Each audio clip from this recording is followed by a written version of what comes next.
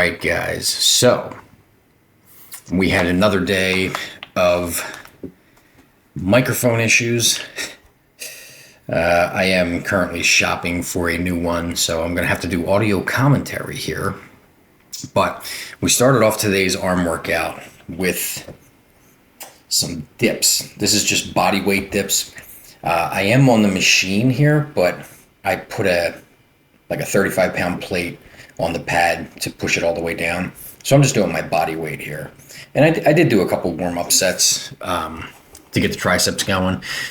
But I don't normally start with dips very often, so I thought it was pretty cool to start with dips today. And I think, one of the things that I have to focus on when I do dips is not turning it into a chest movement, and kind of leaning forward, because especially like those last few reps when you're kind of struggling with to push yourself up, your body's like natural instinct is to kind of lean forward a little bit. So I'm just trying to concentrate on that and just isolating the tricep pretty much all together. But this was actually a really good 2 opening sets to the tricep workout. I think I did 2 sets here, but I mean, this definitely got the triceps, pretty pumped and feeling good. So I was happy that I started with that. This exercise here, so I was doing the single armed, what do we call this? Overhead tricep extension. And I believe I started with a 40-pound dumbbell. Now, here's one thing about this exercise. You have to really, really be careful with this exercise, because if you lose your balance even just a little bit, like if you notice when I first started, I think it was on the second rep, my arm started wobbling just slightly. So if you rewind the video, you'll actually be able to see it. It doesn't take much for you to lose your balance on this exercise. And if that weight moves the wrong way, which it easily could, you're looking at some serious shoulder problems. I mean, you can like just rip your shoulder apart in ways I can't even imagine. So it's very, very important to, make sure that you concentrate on balancing the actual weight in your hand. And sometimes that's hard to do when you're actually when you're trying to really push the weight and get the weight up. Sometimes it's really hard. So, if you're new and you've never done these before, I would probably suggest maybe getting a spotter, or just maybe going, just going very lightweight, like even like 15 or 20 pounds, just until you get used to the motion. Because again, I mean, I've seen people, it's almost the same as like an overhead dumbbell press, right? Like if you lose your balance, especially, sometimes, you can grab 60, 70, 80-pound dumbbells. The last thing you want is that weight, just kind of falling to the side. And before you can release it with your hand, it just does so much damage to your shoulder, possibly your elbow. I mean, the possibilities are pretty much unlimited. So I would definitely, make sure you get the motion down, make sure you get the balancing down before you try to attempt any kind of heavy weight. And this is not even really that heavy. This is only 40 pounds. So, and I think the first set was 40 pounds. I think I actually dropped it to 35 on this second set. So, and over here we got some good old fashioned push downs. We got the stack plus a 45-pound plate on here. Let's see here. These are good, and there's a couple different ways that you can do these. I've seen people lean into it a lot more and kind of have their elbows more out when they do these. I mean, I have done those before, but I kind of prefer doing them this way right here. And, one of the things I concentrate on the most is just not having a lot of swing while I'm doing these. I want to keep the tension on the actual tricep. This one was cool. This was actually a fun exercise because I grabbed the A or V handles, whatever. So there's 2 of them, and I'm just doing like a standard push down, just kind of pushing outward coming down and just kind of pushing out and getting a really good squeeze. But you're going to notice once I hit failure on this, I think I dropped the weight and I wound up going with doing the same exercise, but a reverse grip. And this actually felt really good. I was really able to come down and get like a pretty nasty squeeze at the bottom. But it's not often that I get to talk over while I'm watching myself doing these videos. But one thing that I notice is, my form is pretty good. Like I'm not swinging, I'm not jerking around or anything like that. I'm maintaining pretty good posture in a lot of these exercises. Then we moved over to rope. We wound up switching the handles quite a bit because I was just trying a few different things today. It wasn't each exercise, each grip that I did, it felt good, but it wasn't good enough to do like sometimes a second or third set. So I think we went with the rope here. I'm pretty sure I did a drop set, like 2 or 3 drop sets here. But yeah, and sometimes I start with the rope. I'll start any lift with all kinds of different things. It's nothing for me to move a lot of people use rope as a finisher.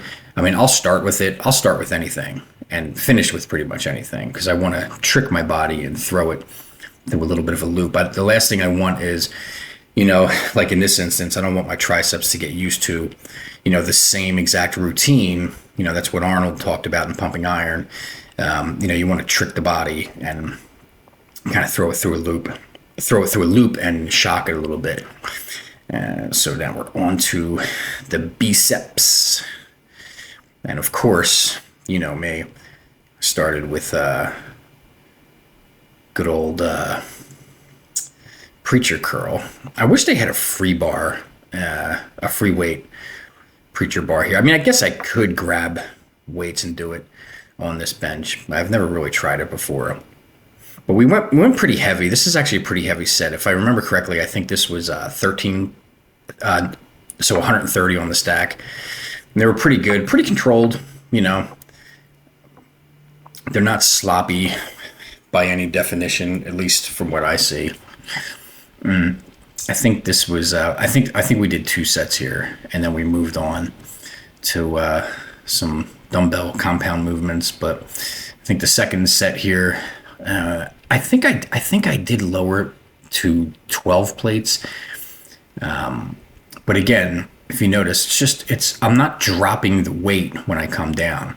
It's a control, like I'm controlling the negative down, coming up, squeezing. It's just if you can get into that really good rhythmic, up and down posture, you'd be surprised how much the burn you will feel in the biceps.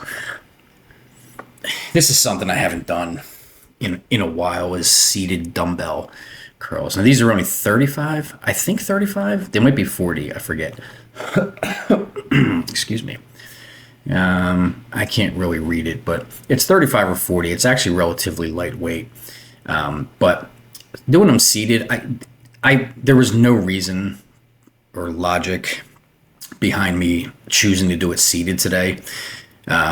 I think there was some other people over to the right of me in front of the mirror, so I just decided to do them seated.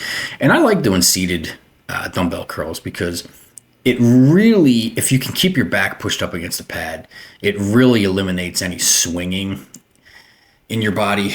And, it really isolates the triceps. Now, one thing I do want to point out, and I said this in the video, but unfortunately my ridiculous mic was not recorded, is if you watch this exercise, I'm technically, by most bodybuilders' definition, doing these wrong, but with but with good reason. The reason is when you come up with the dumbbells, right? What the proper way to really do it and execute the exercise is, as you're coming up, you want to kind of turn your wrist, turn your pinky inward, and really squeeze the bicep. The reason I don't do that is because on my right arm, if by the second or third rep, if I twist that pinky inward, I'm going to flare up the bicep tendonitis, and it's going to ruin the whole rest of the workout. And it's probably going to ruin the back workout that week too. So I don't turn the pinkies in, and I also don't do it on the left hand either. Simply because I can, it won't bother me, but I purposely do it with the same technique as the right because I don't know, I'm just, I guess kind of being a little bit of a perfectionist, you could say.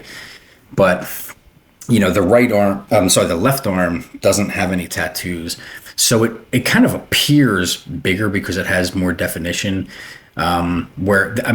To be honest, both arms have the same definition. It's just that the tattooed arm, you can't see it that well. So anyway, that's my story, and I'm sticking to it. We moved over to some concentration curls here. These were a drop set. I think I'm pretty sure I got a 35 pound there.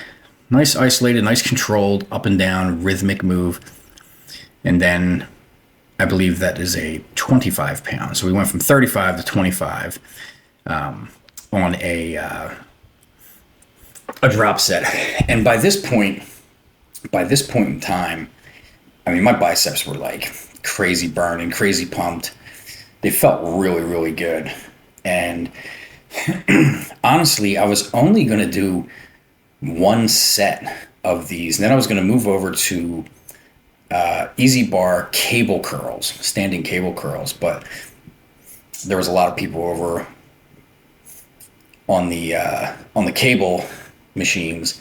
So it really wasn't an option unless I stuck around and waited or asked someone to work in with them. And setting up the tripod and the camera and all, it's kind of hard to work in a machine with someone just because setting up the tripod and everything. But these were, and again, I can't stress it enough, because it's different when I'm looking at myself doing this commentary versus when I'm actually in the gym doing it. Because when I see myself doing these, I can see that I have a very good rhythm. I'm not dropping the weight. It's a nice control negative coming up. Like everything is just kind of in sync and flowing very nicely. Form is really good. There's no swinging. There's no moving around, dancing around, or anything like that. Feet are mostly flat on the ground. And we did wind up doing 2 sets here because it felt really, really good. And I think we stuck with the same weight, which was the 35 pound, and then drop setting it to the 25 pound. But these felt. This was that one exercise of the day that felt so good. I just had to go back and do another set of it. So I think this was. This was the 5th bicep workout, bicep movement of the day. Now, I did go back over to the preacher curl after this set. And I did like an alternating, kind of going back and forth, one arm at a time. I think I alternated it 3 times. And that really was like that. I could have ended the workout right there. But unfortunately, I'm pretty sure I hit the record button because I really try to pay attention to making sure I hit record, because there's too many times early on when I started making these videos where I thought the record button was on, but it wasn't. So I'm pretty good at checking it. But I think a phone call came through and it knocked the video out. At least that's what I think happened. Because there's like a 3-second clip of me on that preacher curl, but that's it. So I didn't even bother putting that in here. But yeah, and to be completely honest with you, after this set right here, I could have been done. But I did take old Mike Mentzer's advice. I don't do these often, but how did he say it? The palms up, close grip, pull down is the best bicep workout in the world. Pretty sure he said those exact words, but this felt really good. One thing I noticed when I was doing these was like, the first few reps, I was doing, full extensions on this. So, but I noticed if I didn't do a full extension up, it kept more tension on the bicep, and this was just absolutely phenomenal. So this was a great finishing movement. I hope you guys enjoyed the workout. Sorry for the audio issues. I am in the process of getting a new microphone. And tomorrow we're traveling for work out to New Orleans. So we're going to have to check out the gym there, see how it is. And hopefully we can catch some good workouts and we can post some content while we're traveling. If you haven't been to the gym today, get your ass to the gym.